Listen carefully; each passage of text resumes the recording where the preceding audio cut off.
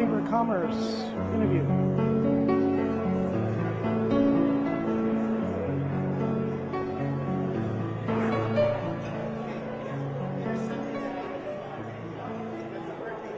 No quiet. So please, big round of applause for my friend, Patrick Raymond.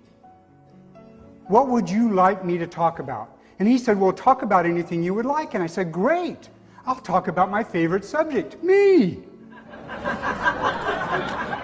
There was a long pause, and he said, no. Why don't you talk about the other things that businesses have you talk to them about? Your other favorite topic. I said, what a great idea.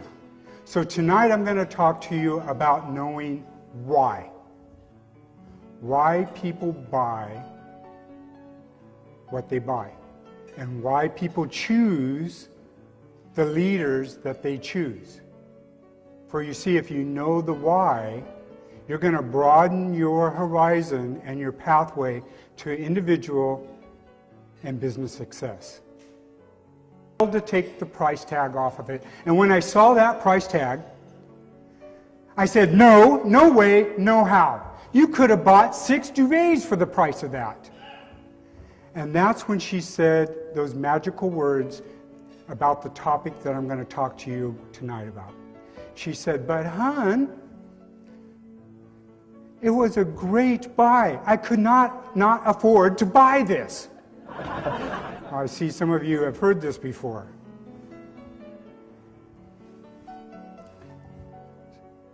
So every night that I pull that duvet cover up, I think about that night. We are all emotional buyers. We buy from emotion first, from our feelings, and then we rationalize and justify second. I had an opportunity when I was young to see leadership in action and get to experience it. At that time, I was dating the first chair of the violinist. Not only was she talented, but she was cute.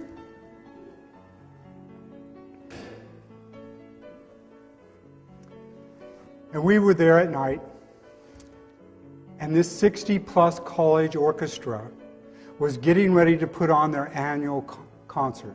And this is when the instructor, which was also the conductor, jumped up on stage, and he said, I want everyone to find their seats, get their arrangement, and turn to the first page. There's something I want you to know.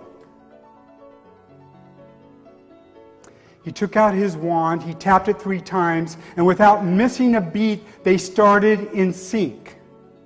And you could hear as they were playing, he could go to certain sections in that orchestra, and he could pull out certain sounds at the appropriate time and place. And then when they reached down to turn to page 2, he stopped them. He said, listen, I'm going to start you again, but I'm not going to lead you, and I want you to keep playing until I stop you. Again, just like before, he tapped 3 times and they started in sync. But soon after that, you recognized that there was a marked difference from the time before. And as they kept playing, it sounded like each instrument was trying to outdo the other instrument. And by the time they got to page 2, the music was going downhill quick. And then he told them to stop, and he said, ladies and gentlemen, you are all fine musicians. And tonight we're going to play wonderful music. But what you need to know is you need to pay attention to me. And I will make sure that each and every one of you is heard at the appropriate time. You see, in order to lead, that's what leaders do. They lead the big picture. They understand how to orchestrate the group. And within the group has to feel safe. And they feel safe, they will be able to excel to their highest limits. We buy from emotion first, from our feelings, and then we rationalize and justify second. Now, a good example of this, and most of you know, Steve Jobs in Apple.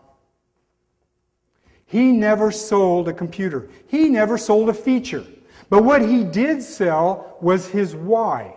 And his why was this. He could marry humanity and technology together. So individuals were no longer a slave to the monopoly. His first invention was called the blue box. The blue box was an inexpensive way that we could have long distance cheaply, which flew in the face of the only game in town at that time, the monopoly managerial company of Pac Bell. And then he created the PC, which went against IBM. And then he created the whole new landscape of the way that we listen and we hear music and buy music with the iPod. And then he created the iPad and the iPhone. I'm telling you things you know, but here's what he sold, and this is what we bought.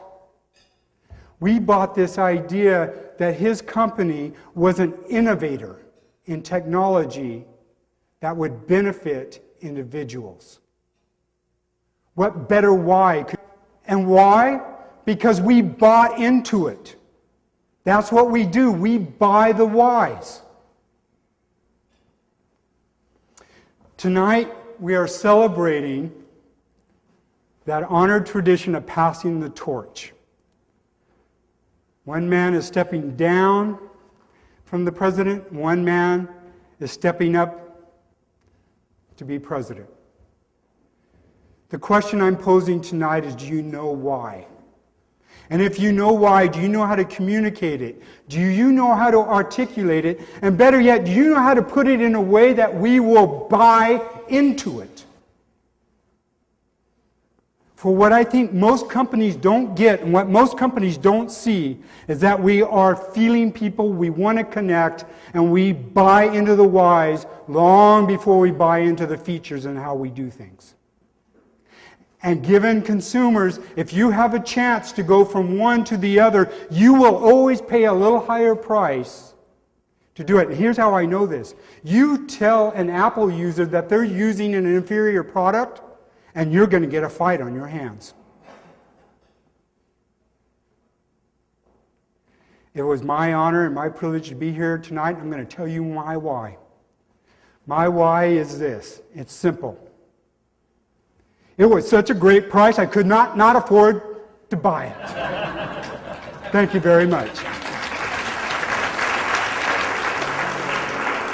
you. Thank you. That's great, everybody.